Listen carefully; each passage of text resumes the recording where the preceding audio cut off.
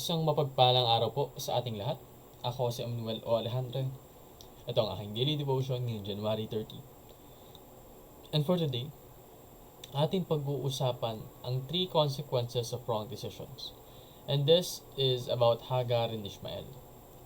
Now, Hagar was an Egyptian servant of Sarah, Abraham's wife. And when Sarah could not have a child, Hagar became pregnant by Abraham. This caused pain, jealousy, and trouble in the family. Later, Hagar and her son Ishmael were sent away into the desert. They were alone, afraid, and without help. But God did not forget them. God saw Hagar's tears, heard Ishmael's cry, and provided for them. Their story shows us both the sadness of trusting human plans and the kindness of a God who still cares for the hurting. Now, to give even more of context, si Sarah at si Abraham, sila ay mag-asawa. And pinangakuan sila ng Panginoon ng anak. But due to their impatience, they decided to have a child using Hagar, which was the servant of Sarah. And yun nga, nabuntis si Hagar with Abraham's baby, and that led to the jealousy of Sarah, kasi nga naman yung sarili niyang asawa kinailangan niyang ibigay sa ibang tao para lang magkaroon sila ng anak. But the thing is, hindi naman ito utos ng Panginoon.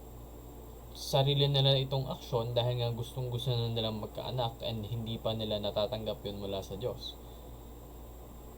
But eventually, Sarah became pregnant.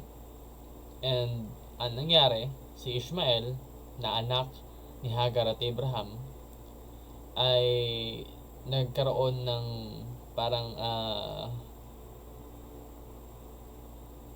ill intent si Sarah sa batang iyon. Kasi nga, he was born from not her, but from her maid, Hagar. Kaya, ito na yung naging conclusion na kung saan pinalayas ni Abraham si Hagar at Ishmael sa utos ni Sarah. And this can be said and read in Genesis chapter 21 verses 14 to 21. Now, if you would like to read that, then please do to provide more context. Pero ang pinaka-conclusion doon is pinalayas nga ni Abraham si Hagar and Ishmael kahit na ayaw niyang palayasin si Ishmael kasi nga anak niya pa rin naman yon. Pero inutusan siya ng Panginoon na sundin na lang muna si Sarah. Kasi nga si Sarah gusto na palayasin yung dalawa. Now, meron pong maling ginawa si Sarah at Abraham, di ba? Kumbaga, pinangunahan nila yung Panginoon at ginawa nila yung sarili nilang plano. That is why may hinuha natin that wrong decisions hurt the people you love. And bukod pa doon sa maling desisyon nila na nanguna sila at gumawa sila ng paraan para magkaanak agad-agaran. Isa pa rin kamalian na biglang palayasin, sa Hagar and Ishmael.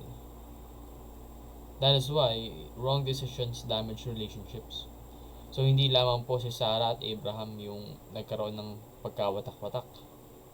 Si Abraham din at yung kanyang sariling anak na si Ishmael.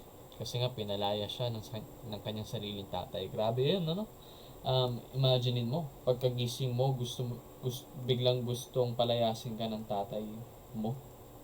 Ako, I don't know how I can recover from that. Talagang grabe yung sakit na mararanasan nun. Which leads me to the third point of wrong decisions result in pain and suffering. When we act out of our own interest at yung aksyon na pinili natin ay mali, talagang napakalaming consequence. Namely, it hurts the people we love. It can even hurt ourselves. It can damage our relationship with others. Some even irreparable damage. And it can result in pain and suffering that can be felt for years and years to come.